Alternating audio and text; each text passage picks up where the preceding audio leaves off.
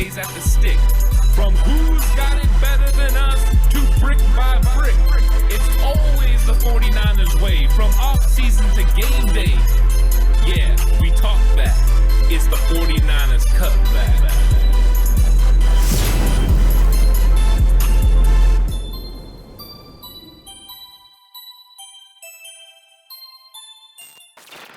It's 49ers Cutback Podcast time. Welcome to the news episode. And there is a absolute ton of news that we're going to be getting into. Player updates abound because there's a ton of things happening. The 49ers are getting healthy at the right time, and it's time for us to go through all of that. And there is so much to talk about, so many things happening. And I'll tell you what, I like all of it. I like seeing everything that I'm seeing about this team, all the players that are limited in practice, including Mitch Wishnowsky, but we'll get there. We'll get there, Cutback Crew. One thing at a time, Ant, but let's start with some of the basic stuff coming out of practice. You had DNPs for Wednesday's practice being Nick Bosa, resting, George Kittle, resting, Alex Mack, resting, Elijah Mitchell, and who they're obviously monitoring with his knee, and Trent Williams, who they're monitoring with the elbow.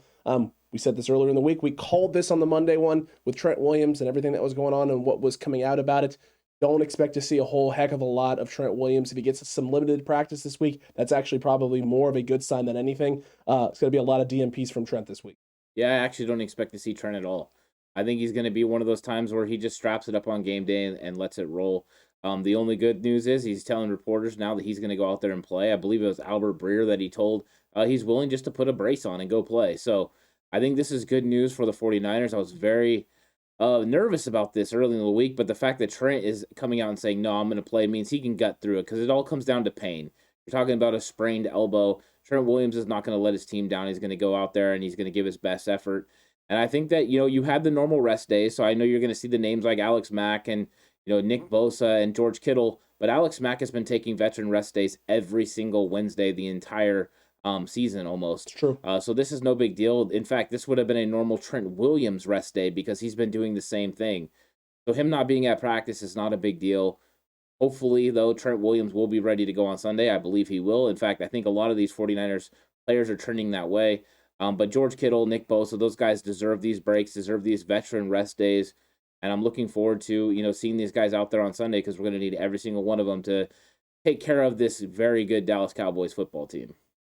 Very accurate, Ant. Very accurate. And it actually wasn't Ed Breer. It wasn't Albert Breer. It was Ed Werder. Okay, Ed Werder. Of ESPN. Apologies. No worries. Trent Williams, he spoke to him. Trent missed practice today. Last week's game against the Rams with an elbow injury per Ed Werder. He made it clear he intends to play Sunday against the Cowboys, believing a brace and adrenaline will offset any remaining issues that he's having with the elbow. So Trent Williams' plan is to play, Ant. Trent Williams plans to go no matter what. Number one, thank you. I love hearing that. Number two, does this shock anybody? The Silverback Ant is a monster. He's a master. He's tough. He's gritty. Every year he misses a handful of games. Well, he's missed his handful this year. He's missed 2. He's not missing this playoff game. There's no way that Trent Williams, if he is not 75, 80%, he's not going to sit out. I just don't see a world in which Trent Williams does that. And he's the highest graded PFF player of all time. And he's going to completely offset one of these, pass rushers for the Dallas Cowboys. He's going to take away one side, and that's what you need them to do. At 75 or 80%, he is better than Colton McKivitz and Jalen Moore. That's just a fact. He's that good. He's that great. And I think he's going to get out there and he's going to do business. But, when you're a football player, you know that when it gets time to the biggest games, even though you're not healthy, you strap it up and you go get it done. You're a couple really big hits of physicality from getting yourself, feeling good about it. He's right about the adrenaline. He's right about powering through. All those things are possible. The main thing you want to worry about with the brace is not so much protecting him, but how much is it going to limit what he normally does? If it doesn't limit what he normally does, then it's going to be a benefit to him. It's going to stabilize it, and he's going to feel more safe having it there. So I'm curious to see how he plays with a brace on. I assume at this point we're probably going to see it, but I think he can do it. And I think that right now the Dallas Cowboys, Randy Gregory and DeMarcus Lawrence just got a little bit more concerned. They should get more concerned. Yeah. It's the best left tackle in all of football and one of the best players in the NFL. being able to go and being good to go. That's a good thing for the 49ers. It's a bad thing for the Dallas Cowboys. The Dallas Cowboys are also getting healthy. Limited participants in practice were Francis Bernard, Sean McKeon, Israel Mukwamu, a guy that we're familiar with, Keanu Neal, and Tyron Smith, all of which were limited in practice. That's good news for them. But a full participant for the 49ers, Ant, in surprising twist and probably no one expecting it, Maurice Hurst is full go at practice. This is a great sign for the 49ers, a great sign for Mo Hurst. Looks like he's going to be active and good to go this Sunday. Yeah, more interior defensive line help. Anytime that you can add another defensive lineman, especially one that is very good in the pass rush game, it just gives you more flexibility because, we've seen this 49ers defensive line take a jump, and that was without Maurice Hurst, someone that they brought in and felt like he could really benefit this team, and he did. We've seen him early on in the season be absolutely dynamic with his lateral movement, his quickness. He's going to be good at stunts. He's somebody that could get after Dak in a big way. We'll see if he's somebody that is active in this game. If he is, expect him to cause a little bit of issues. Is he as good in the run game as some of the other guys? No, he's not. But where his benefit is on third down, second and long, those situations where they're going to drop back and want to pass, Maurice Hurst can get after. He can split double teams with a lot of quickness. So it's another good depth piece that the 49ers could get back. And man, that defensive line just keeps getting better and better as we continue to move on. Which is crazy to think, right? It's crazy to think that you could add more depth and this D-line group could improve any more than it already has. Maurice Hurst is going to be a problem on that interior, and whatever downs and situations and pairings they decide to put him in, it obviously will be limited to an extent because he's going to have to go out there and earn some reps from, Kentavious Street and Kevin Givens and the things that they've done. But what he adds, physicality, size-wise, you put him and Armstead on the interior, yeah, there is going to be a problem. You want to try and double team on situations where maybe you don't want DJ Jones in there it's not a play action situation. It's not a potential rundown situation. This is a straight pass down. You could throw Mo Hurst out there, and you're not going to lose a whole lot in the dominance category against double teams. Yeah, I think the second unit especially, that's when you do want to get Street or Givens off, especially Street.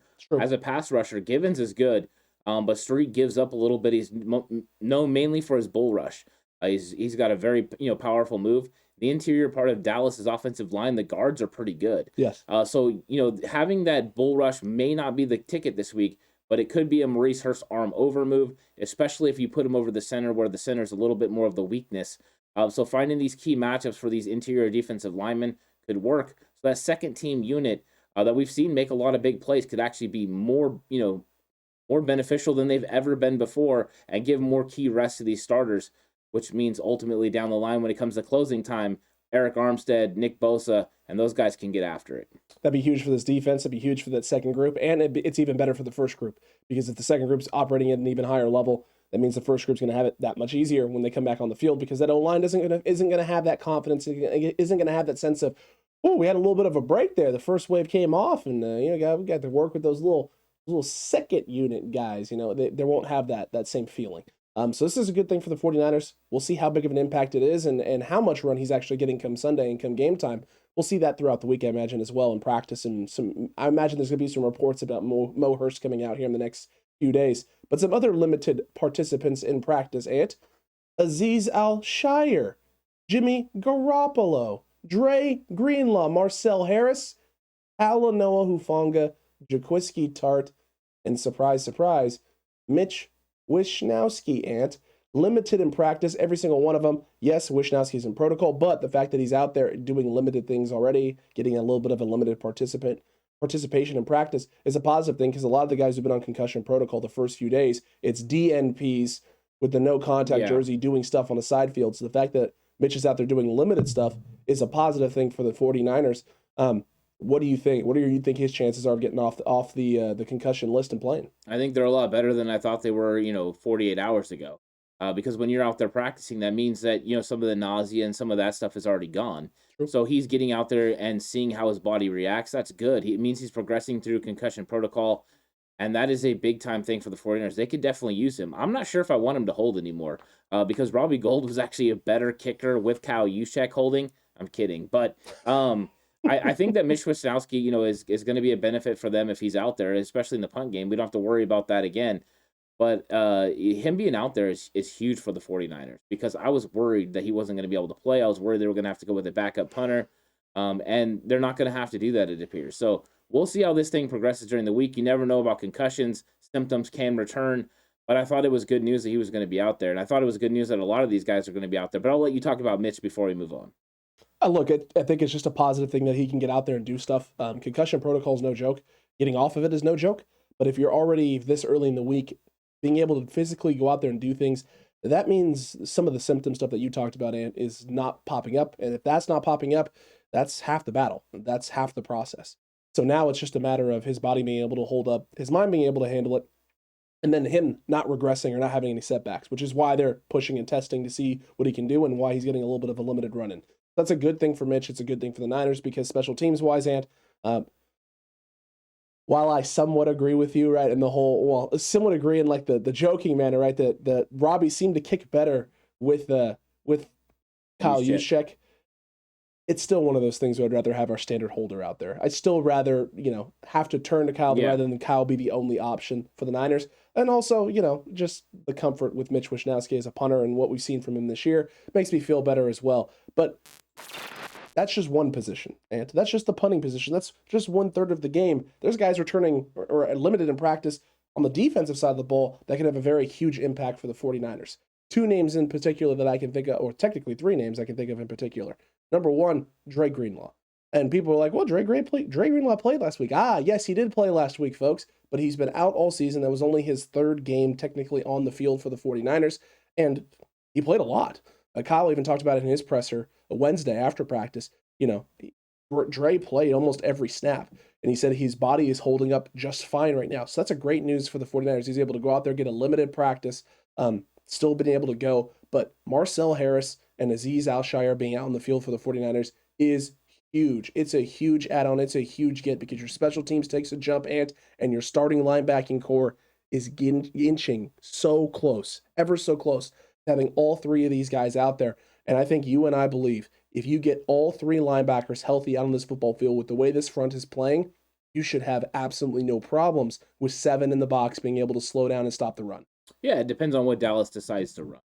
Early in the season, it was all about putting the 49ers in base 4-3 sets and then taking advantage of Azeez Al-Shaair in pass coverage. Later in the season, it was all about putting the 49ers in nickel and trying to run the football on them. The thing is, they've definitely changed as the season has progressed, and either way doesn't work anymore. So we'll see what Dallas decides to do. If they decide to go 3 wide receivers, put Amari out there with CD and also said, and see how they roll with that. I just went full Jay Hill with the nicknames and stuff. But let's see how they do that. If they go 3 wide receivers, you're not going to see Azeez on the field as much. So in those situations, you'll have the 2 guys in, you'll have K1 Williams in there as well. But we'll see how many times they go base sets. I'm sure at times they would like to go base sets. They'd like to go heavies. That way they can run some play action. That way they can actually try to get Zeke going as well. In those scenarios, yes, having Azeez out there, if it's 25, 30% of the snaps, that's probably what his body could hold up to do. But that could be big because they could, go ahead and stop Zeke a little bit, slow down this run game, which will make, the pass game a lot less effective. And if it's less effective, then you're going to be able to keep these safeties back.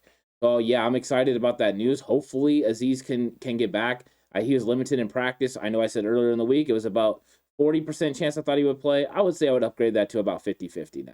50-50, I like that. And look, here's the other thing.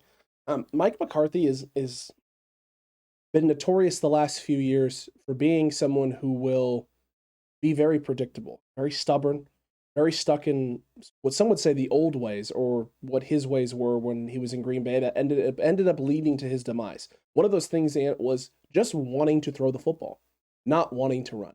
Now, he's been a lot better this year than he has been in years past. They have done a better job of establishing the run, especially in certain games, certain situations. However, there have been games where they've completely abandoned it. Week 1 of the regular season is a very, very telling sort of game for the Cowboys. A game against a team with a very stout front, is very good against the run, that shut down the run early, and that he completely decided to get away from it.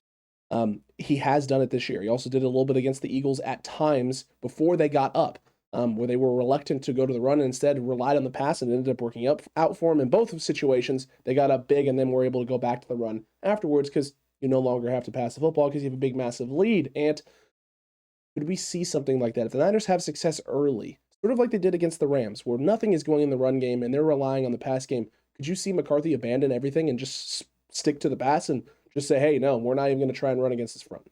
Yeah, I think so. And you got a offensive play caller in Kellen Moore, who is a quarterback. Boise State wasn't exactly known for their run game. What? So this is a guy that leans towards the pass first, run second. It's a little bit of a different game. And, you've had a little bit of struggles from Ezekiel Elliott, even though he went over 1,000 yards. We have Elijah Mitchell, who almost came really close to Ezekiel's number, playing 6 less games. So it is a different world in Dallas. Zeke used to be the bell cow back. Now he can't get it done to that level. And against the Eagles was the first time he had rushed for a carry over 20 yards in weeks. So this guy has definitely been struggling a little bit in this offense. It has its moments, and I think it goes with this offensive line. And this offensive line has been up and down. You have the injury still to the left tackle that they're trying to work through. You're right. If the 49ers stop this run game early, he could probably go away for it, and he probably will. And if that happens, then that means Demeco Ryans can really bear down on him. And that also means this offense or this defensive line can get after this offensive line in a big way. And we all know what can happen when these guys know it's an obvious pass down. That's not good for Dak and the Cowboys. Run game is going to be very pivotal for them this week. Let's see if they can get it going. But you're right, Mike McCarthy has a tendency to go away from it. The difference was before he had Aaron Rodgers that could kind of get it done. Now he has Dak Prescott. Dak Prescott's a good quarterback. He's not Aaron Rodgers.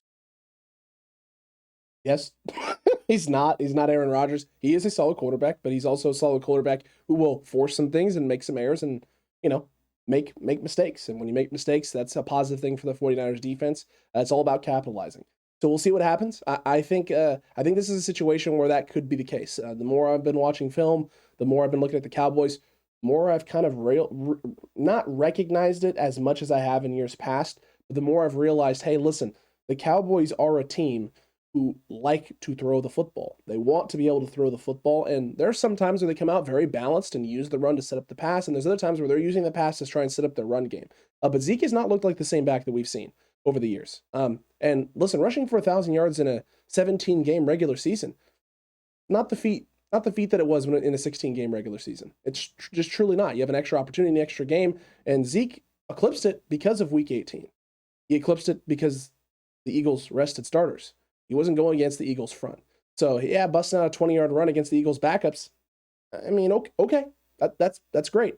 Good job, Cowboys. You should have beaten the Eagles as badly as you did. You played their backups. You played your starters. And congratulations. Good job for you. Cooper Rush did a good job when he came in the second half when you guys already had a big lead and continued to throw the football. Hey, you do you. It's fine. That's when I shut it off. I mean, that's kind of when I was like, oh, we're not paying attention to this game anymore because there's no point. So look, that is the case there. It is what it is. But the other news, the safety position, a position that we've been worried about. We've had safety talk all week. Maybe we don't have to have safety talk. Both Talanoa Hufanga and Jaquiski Tartt get limited practice in. This is obviously a plus for the Niners. I mean, you and I don't have any debates over this. This is a huge plus for the Niners. It's a huge get. But is either one of them really, truly going to be playing? Kyle said early in the week, the MRI showed good things for Jaquiski Tartt. Talanoa Hufanga has been dealing with the same issue with the same knee, and he re-aggravated in the game Sunday. The fact that they're both out there getting limited practice, are you thinking this means we're going to get at least one of them, if not both, for this weekend? I think odds would say you get one of them at least, right? But I don't know for sure. I don't know where these guys are sitting. I don't know exactly what the MRI showed with Jaquiski Tartt. I don't know if it was a precautionary thing, like, hey, coach, I'm feeling some tightness. I need to come out. It's something that Debo did early on in the season, right? He felt tightness, and he's like, wait, I'm not playing with this. Jaquiski Tartt has got to be in tune with his body at this point. He's had so many injuries and so many things go on. I'm sure he has a good idea of what it is. So if he feels like he can push through, I think we'll get Tartt out there. He's been playing through a lot of things this year. Normal things that would keep him out before, he's been playing through. He's come back from a lot of injuries. I think I'm optimistic that Jaquiski Tartt can play in this game, and we really do need him. As far as Hufanga goes, I think it would be big if he could play. If you could have both these guys and you're able to use them the way that you want, because you can use Hufanga in certain situations for a 3-safety look. He can also spell Jaquiski Tartt, maybe having both of them. You can keep rotating them in and out and kind of keep them a little bit fresh and not overtax them. But this is going to be playoffs. They're not going to hold anything back. They're going to go get it done. But I am curious how each of them responds during the week. I think they'll be limited the entire week, so we probably won't know. And knowing Kyle Shanahan the way I do, I believe that on Friday, everyone is going to be listed as questionable. Every single one of them, huh? I think so. All right. I think he's going full Bill Belichick. Hey, listen, I'm all good with it. I'm all good with full Bill Belichick. I'm all good with full questionable. Give your opponent nothing. Number one, there's no reason to give the Cowboys anything if you don't have to, or until you're ready to give it to them. And then number two, don't count your chickens before you hatch, because you don't know how the week's going to progress. You don't know what's going to happen with some of these guys. You don't know if they're going to aggravate something or things of that nature. But I do agree with you. The fact that both guys are out there limited means you're probably getting one of the two back. And if you want Jaquiski, Tartt, and Talanoa Hufanga back in the lineup, then send them some positive energy right now and hit that like button right now on this video, as well as the subscribe button if you're new here. Because look, at the end of the day, this safety room and the safety group, Jimmy Ward and Jaquiski Tartt, when they play together, they are one heck of a combination and one heck of a tandem. Demeco Ryans has done incredible things with both of them this year, how he's utilized them, how he's been able to scheme up his disguise, put them in situations and positions to have success, and they've executed consistently. Demeco Ryans has, I don't want to say Demeco Ryans has gotten the best out of them or elevated them, but the way he has utilized them is better than almost any time that we've seen, if not at the same level, same par that Saleh was, which is incredible to think because it's his first year as the D coordinator in the system. And his disguises, I think, have been almost better than Saleh's at times.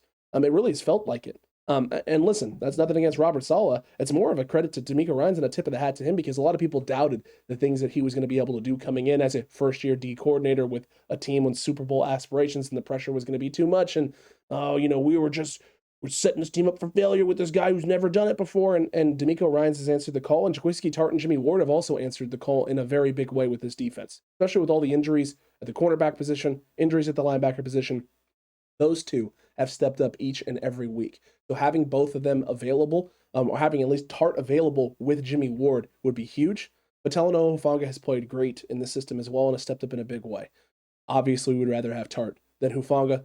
Tartt is much further along and is executed at such a level this year that you and I both think the Niners can't necessarily walk away from him next year and let him walk into free agency. You have to try and bring him back. Yeah, and I think that actually Robert Saleh is kind of the one that started this trend of the way they're playing the safeties. Last year with Jimmy Ward and Tarvarius Moore. True. The way he was able to use both of those guys. But you saw the uptick in coverage when Tartt came back from injury. You would have expected Tarvarius Moore to be the better cover guy, somebody that had played corner, he played in the slot. So you were thinking that was going to be the case, but it's not. And you saw it in this game as well. When Tartt went and helped on the Emmanuel Mosley interception, Tartt was in perfect position as well to come down with that ball. Both guys played it excellent, and they were able to, take advantage of Skowronek Pretty sure it's Skowronek, but it's Skowronek, but Joe Buck definitely likes to call him Skowronek or whatever it is. I'll just go ahead and say that Tartt, knows how to play these things. But you're right. The trend to playing these guys is left and right, moving them all around, playing them in the box. You never know who's going to be in the box and who's going to be covering the deep third. You don't know who's going to be covering in the slot. And you've seen the freedom again for Jimmy Ward to go up and cover Cooper Kupp in the slot. He's one of the best guys. That throw that Matthew Stafford made to drop in the bucket over the top of Jimmy Ward's coverage on that was absolutely fantastic. The only thing he didn't do was get his head around in time to locate the football. True. Other than that, I don't know if you can have much better coverage without getting pass interference. So I think these safeties have been playing at a high level. I hope Hufanga plays as well because I definitely want him on special teams. That is an area where he can help this team in a big way. But I would also like to have him there in case something happens to those other guys and we don't have to go and count on Dante Johnson. Even though he played admirably, Hufanga has played better all year long. I agree with you on that. You don't want to have to rely on Dante Johnson to have to fill in that slot, and you don't want to have to at this point of the season turn to Tavon Wilson coming off of IR as well in order to try and fill that role. I'd rather just roll with our guys and roll with our depth, and if you have to turn to one of those guys, then you have to. I think it'll be Dante Johnson if it's not one of those guys. I agree with you. Dante Johnson's better in coverage, which could be a better matchup for the 49ers and with this type of receiver group. Tavon Wilson, you can put him around the line of scrimmage. He's decent in coverage, but not to the level that Dante Johnson will be. And Dante looked pretty comfortable playing in the secondary and playing safety, more comfortable than I anticipated. You just tip your hat to him, man. DJ has stayed ready all season long. Yeah. He's been through the ringer with this team for the last few years, and he came through in a big way for this team consistently all season long, and that has stayed the course. Listen, Trenton Cannon. Some Trenton Cannon news for y'all. I know people have been asking a couple times. The Cutback crew keeps asking about Trenton Cannon. Well, folks, practice window for Trenton Cannon is officially open. It is open. I don't know what that will mean. I don't know if that means they're planning to bring back the special teams ace this weekend, if they're planning on bringing him back some point during the playoff run. but it's open. So good news, Trenton Cannon is back to being healthy enough and for him to start doing some things around the 49ers facility and at practices. So we'll see where that goes. He is an absolute ace for special teams. That he is. Him as a gunner, and him on a punt return coverage as well. Mm-hmm. He does a lot of really good things. My concern is going to be, what they decide to do with the person that they release. Is it going to be, River Craycraft? Craycraft's been kind of playing and filling that role. If it's Craycraft, that makes sense. But right now, you just activated Trey Sermon, so adding another running back kind of keeps it up in the air. I did kind of like the idea as well of it being JaMycal Hasty or Deebo Samuel that's back. Mainly Deebo Samuel, for the mere fact that everyone's afraid of him and they just want to kick it out of the end zone. You're going to start at the 25. You don't have to worry about them trying to pin you deep. Will a team ask Shanahan on this? Because if it feels like a situation where the Niners are putting a weapon back there to make teams want to just kick it out of the end zone, not even test a return. Will a team go, we're going to call your bluff and we're going to kick it every time to Deebo? Be afraid, because we saw Deebo return the ball this year. It's true. And it looked electric. You give Deebo Samuel an opportunity to get the ball in a full head of steam. And be able to see the field. Built the way he is. Yeah. You are one arm tackle missed away from Deebo Samuel house calling it, or at least getting a game-changing play. Get you to the middle of the field to start. Get in midfield or past it, and all of a sudden, all the momentum's going that way. No one wants that kind of problem. He doesn't even need that, man. He just needs to get to the 40. I mean, if the Niners are starting drives at the 40-yard line, you're one gash play away from being in the red zone. I mean, even the 30-yard line or the 35-yard line, every single time that happens, it increases your chances of getting points on the drive. It's true. People don't want that. That's why you saw the Rams. Oh, Deebo's back there. I'm going to kick it out. The time before that, they kicked it to JaMycal Hasty. He caught it about the 5, and I think he ended up around the 18 to 20-yard line. It's true. Which is a negative play for the 49ers. So it's a big impact. So will Trenton Cannon be that guy? We've seen him make some mistakes. I don't know if they bring him back for the kick return responsibilities, but him as a gunner, him and Trent Sherfield are two of the best in the league, and I don't even think it's close. Do you remember when Wishnowsky was punting and Sherfield and Cannon were both, literally, it felt like every punt, were there as the ball was landing. And it wasn't on short Mitch Wishnowsky kicks. We're talking booming kicks that when he was flipping the field early mid-season. Wishnowsky with those two, it was a problem. It really, truly was a problem. Teams weren't able to set up punt returns. You weren't able to get anything on punts. If the Niners were punting, you were basically just going to take the ball at around your 20 or inside. Yeah, it reminded me of Raheem Mostert. It reminded me of C.J. Spillman. Yep. Those guys getting down there and making plays. That's what you can use in the special teams game in the playoffs. Those are big pivotal plays. And if all of a sudden Wishnowsky's kicking a knuckleball or something, and you get a ball on the ground and those guys come up with it, those are huge game-changing plays. So, I mean, we'll see. We'll see what avenue they bring him back. I think River Craycraft or somebody of that nature could be a player that is gone. You don't need River Craycraft in the wide receiver room. So, this could be a time where you go with an extra running back. So, Trenton Cannon could be back, but I think it'll be in a gunner role. I'm not sure it's in the return role. Yeah, I don't think it would be either. I think it makes more sense in the gunners, other areas of special teams other than returning kicks for Trenton Cannon at the moment. The team also restored safety Doug Middleton from the, I think it's the practice squad injured reserve list, Ant. Yeah. And they signed a punter to the practice squad. Ryan Winslow, the 6'5" Winslow, is out of the University of Pittsburgh. He averaged 42.1 yards per kick in college, 41.6 in the NFL in 22 punts. So there's that. Robbie Gould just averaged 45 yards per punt. Let's go with Gould. I mean, I know we're not, but you know what I mean? It's like, I'm hoping Wishnowsky's back. I'm hoping this is just like last time, where they're doing something precautionary, and then it ends up being that it's Mitch Wishnowsky, because this does not sound like the greatest option ever, especially when there are other punters that are available that punt way better average than that. Correct, Ant. Very, very accurate. This is hopefully just a safety option. They also released subsequently Tyler Bray, quarterback from the practice squad.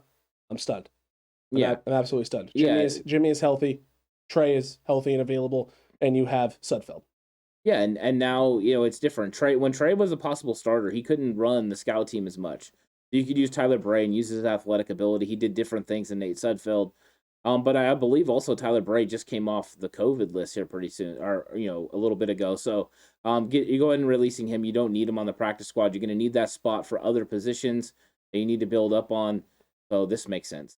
It does. It truly does make sense. And But now we got to move on to Kyle Shanahan's comments on the Cowboys defense, the Cowboys in general, and Dan Quinn, because he's very familiar with Dan Quinn. He's very familiar with this Cowboys team. In fact, Kyle said he can see why the Cowboys are in the position that they're currently in, just based on the offense, the defense, their special teams, all the numbers they've been putting up all season, and the talent they have at every spot. It's a talented roster, top to bottom, and they've executed because of it. Yeah, I think they have. I mean, this is a good football team. They're all good football teams that are left. Going through the playoffs and looking at all the rosters, not many holes. The teams that won the divisions are definitely, the cream of the crop. I think the NFC West is the one that's the most muddied up. I mean, the one question you have for is Dallas. They played a lot of in division games against a lot of teams that weren't that great, and so they've got to win some playoff games against some really tough teams. And I think that they do have a talented roster and they're capable of beating anyone. But will they be able to execute at the biggest moments? We know the 49ers, the core group of this team has played in the playoffs and won football games. Dallas Cowboys haven't been able to do that yet. We haven't seen them win big football games, and the 49ers have. I think that's going to be a big impact in this game. But Kyle's right. I think Dan Quinn's going to, want to come scheme it up to go ahead and beat Kyle Shanahan. Kyle Shanahan used to struggle with that cover three, that, Seahawks style of defense. I don't believe he will struggle with it anymore, not with the weapons that he has on offense. And I think that is part of the issue, is some of the strengths of the 49ers match up with the weaknesses of the Cowboys.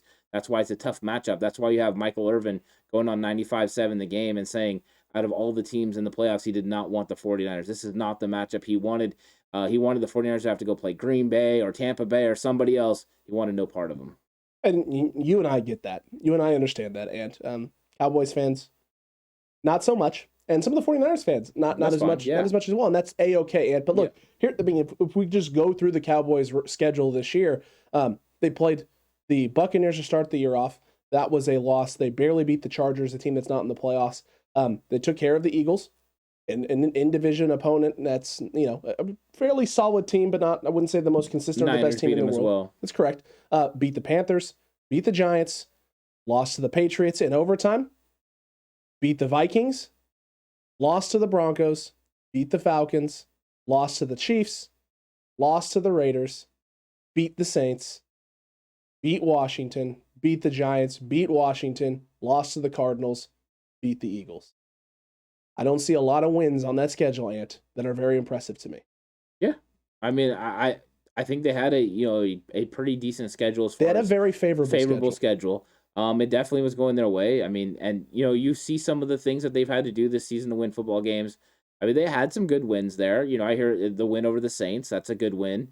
And you hear it's not a bad win. That's a playoff team. Yeah, they beat the Vikings, but I mean, I think the Vikings were all up and down this year. I think this is going to be the first time, though, they're going to be tested with somebody that wants to punch them in the mouth continuously. Correct. On both offense and defense. I think that's a little bit of a different situation. So, yeah, you're right. They got all the names. I mean, they really do. They, especially on offense. You got, Dak, Zeke. They got that whole wide receiver core. Amari, CD, said. I've went through them before. They've got weapons. And the tight end Worm has stepped up in a big way. Pollard has elevated his game defensively with Randy Gregory out there as well. Parsons, Van Der Esch, Diggs. I mean, they have names all over the place. Yeah. Everywhere. And look, Kyle said as much about Dan Quinn and this defense. He said their defense looks so much to him like a Dan Quinn defense. He's changed a lot schematically, coverages and everything, but the way the 11 guys play, attack the ball, go for the ball, he's got them going, and it's not a coincidence they're leading the league in turnovers and generating turnovers. Kyle says, listen, he saw them, he's seen them run more man than he's ever seen out of a Dan Quinn team. But do you expect a lot of man for this Cowboys team against the Niners? I think it could be an issue for them if they run man coverage, because then Kyle Shanahan could use his motions to move those guys around, go ahead and use rubs and different things with George Kittle, and Jawan Jennings to free up Brandon Ayuk and Deebo Samuel. The fact that Deebo Samuel, you never know where he's going to be. And if you're going to run man, okay, yeah, that's great. Are you going to put a linebacker one-on-one on Kyle Juszczyk? Is that something you want to do in a Dan Quinn defense? I think at times they're going to have to try to mix this up, but they're going to run a lot of cover three. They're going to sit in their cover three, and they're going to try to put, Trevon Diggs in these bail technique situations, because even though he is long, and I know that's attributed to a lot of his interceptions, I broke down this guy a lot when he was coming out of the draft, and there are some big-time weaknesses. He loses track of his receivers all the time. With Brandon Ayuk, with Deebo Samuel, you lose track of them for 1 second, and he's going to make a big play. And I know Jay Hill sent us a stat that the Dallas Cowboys are 31st defense in the league against yards after the catch. That is not a good situation for them. That shows that, hey, when you catch the ball in open space, you have the opportunity to make big plays, and the 49ers have the yak bros. That sounds like a good situation for the 49ers offense.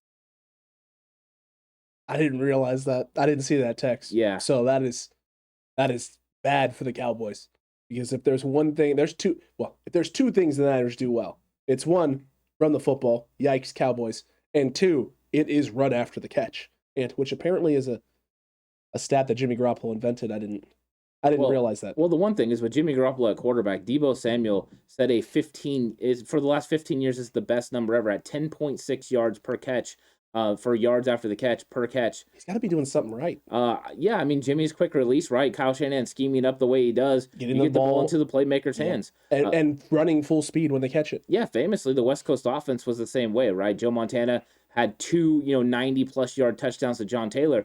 John Taylor making all the things happen. And Jerry Rice's favorite play was a 2-yard slant that he could catch and take it to the house. Growing up, that is literally all I ever heard from my father. That's all I ever heard from my father was how great the West Coast offense was because you could take plays like they took the 2-yard slant, son.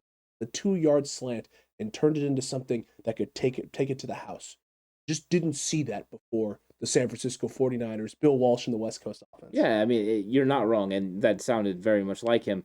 Thank you. But it definitely, I'm working on my fudge head. It definitely does take the pressure off of the offensive line, which is another big topic, Alex, because Tom Compton, from his time that he's played, graded out as the best right tackle in football. Oh, wow. Since he has took over as the right tackle spot. Wow. So remember all the people that saying like it should have been Jalen Moore? Yeah. Apparently Chris Forrester and Kyle Shanahan know what they're doing. A question for you. Yeah. Because what I'm seeing now from a lot of people is that Grant Cohn was actually right, Ant, about Mike McGlinchey, because Tom Compton is the best right tackle in football. So therefore, Mike McGlinchey is a bum. When the reality of the situation is Mike McGlinchey was having himself one heck of a year before he went down. He was playing well, and it really what it comes down to, we've talked about this, it didn't matter if it's Tom Compton, I could do one of those Jimmy Garoppolo things, Compton, Tom Compton, yeah. Tom Compton, Tom Bompton, yeah, Pumpkin Spice, doesn't matter, Niners by 50. Yeah, one of those things. It's Tom Compton, he's playing the role that is there, but really the help is from the offense, right? The run game getting going, Elijah Mitchell, emergence. But since this run game has been going and since this defense has studded up their run stopping ability, that's really what helps Tom Compton. He doesn't have to do straight kick slides. He's able to run play action. They're able to move the pocket. All those things are going to be advantages for him. The same advantages for Mike McGlinchey. I do think it makes an interesting topic for next year. It does. Do you bring back Tom Compton? You already got Mike McGlinchey that you exercised your 5th-year option on. Do you move Mike McGlinchey inside? Do you move Tom Compton inside? Is Aaron Banks going to be ready? Tons of questions for next year, but for right now, the way the Kyle Shanahan's running offense, the way they're running the football, Tom Compton is the best right tackle for it. And this is a problem for the Dallas Cowboys because Tom Compton can get after them in the run game. And that's something that right now they want to go ahead and bring Micah Parsons off the edge. Okay, well, if you bring that 5th guy up and we run an outside zone, Tom Compton's probably going to be blocking Micah Parsons or George Kittle, and both of them can potentially put him on the ground. I think those are good matchups for the 49ers in the run game. They definitely are. The question will be for that scenario is someone is going to want to pay Tom Compton money. How much is it going to cost? Well, it all depends, right? Because Tom Compton likes Chris Forrester. That's who's also developed true. him. He likes playing for Kyle Shanahan. Yes, I mean, you could go earn, $3-4 million from someone else, or Kyle Shanahan could turn around. If he's going to play right tackle, the 49ers could turn around and pay him a decent amount of money, $4 or $5 million to come back. It's true. If they're moving him into guard, it's a different situation. That would be an interesting move. That would mean Aaron Banks, they don't believe would be ready. But Laken Tomlinson, also somebody that needs a new contract. Also true. There's going to be decisions all over this offensive line. I believe, barring a Super Bowl victory, Alex Mack will be back next year. If the 49ers win a Super Bowl, I wonder if Alex Mack runs it back. I think they'll try to just says sayonara. He might just walk off, yeah. But we'll see. There's always the possibility, right? They could talk him into everyone coming back for one more try, one more run at it. Because Mack I think he's enjoying it. I think he's enjoying football and he enjoys playing for Kyle Shanahan. I think so. I mean, the way the team has bonded together, the way this team has overcome the adversity it's faced this year, maybe that's enough. Maybe that's enough even if they get to a Super Bowl. But in order to get to a Super Bowl, Ant, they got to go through Dan Quinn. They got to go through this Cowboys defense. They got to go through this Cowboys team, a team that has been playing very good football, extremely well in the NFC East. So against everybody else, but they're going to be formidable one way or the other. This is not going to be a walk in the park. There's a reason why these teams are storied, hated rivals, Ant, and this is going to be one heck of a contest this Sunday. Cutback crew, though, let us know what you thought about all of this. Down below in the comment section, are you glad to hear that Trent plans to play this weekend? Are you excited about some of the player status updates, whether that's Dre Greenlaw, whether that's Azeez Al-Shaair, whether that's Jaquiski, Tartt, Talanoa, Hufanga? Let us know which one excites you the most down in the comment section below right now. And while you're down there commenting away, don't forget to like, don't forget to subscribe if you haven't already, and hit that notification bell. Bosa. But yeah, it's going to be an exciting time, and I think that I can't wait till we get a little bit later into the week. We're going to have the live stream later tonight, and then tomorrow, on Friday, we're going to have the Friday Frenzy, and that's when it's all going to break down from the Madden simulation to the game preview show, where we're going to get into the key matchups and really break down, get into brass tacks of what the 49ers need to do to beat the Dallas Cowboys, those areas that they can attack. And then at 2 o'clock, Jay in the Bay is going to hit you with his 5 big things the 49ers need to do to win this game. I always enjoy watching Jay in the Bay, so everyone check out what's good with Jay in the Bay. And then, of course, at 5:30 p.m. Pacific time, you get to watch Know Your Opponent. We're going to break down some All-22 film of the Dallas Cowboys and really get into the game and what are the 49ers in areas they can attack. And we do keep it 49er-centric. So when we're watching the film, we talk, this is something the 49ers do well, so it'll work against the Cowboys, against their weaknesses. We've been doing this for several weeks now. In fact, we've done it for the whole year, but the All-22 film is something we've added along the way. It's going to be an exciting time. And, Alex, on Saturday, right before the game, well, I mean, they get 24 hours or so. Sure. You can go ahead and check out something else. Yeah, it's called the Game Plan video. Yeah. The Game Plan video. You don't want to miss that, in which we go through what the Niners' game plan is going to be against this Cowboys team, both offensively and defensively, and maybe some special teams if we have a Mitch Wishnowsky update. Who knows? But listen, we're going to go through all of it. You got tons of great content coming your way. Don't miss out on any of it. Become the newest member of the Cutback crew, just like Mr. Derek Lewis down there, Gerard Peterson, and Shane Carell, all newest members of the Cutback crew. Join the community, 2,100 plus strong. Exciting times around here. The Niners have a playoff game, Super Wildcard Weekend, against the Dallas freaking Cowboys. We'll see you for the live stream a little bit later tonight, 4:30 p.m. Pacific time. And until then, stay safe. And remember, the right way is always the 49ers way.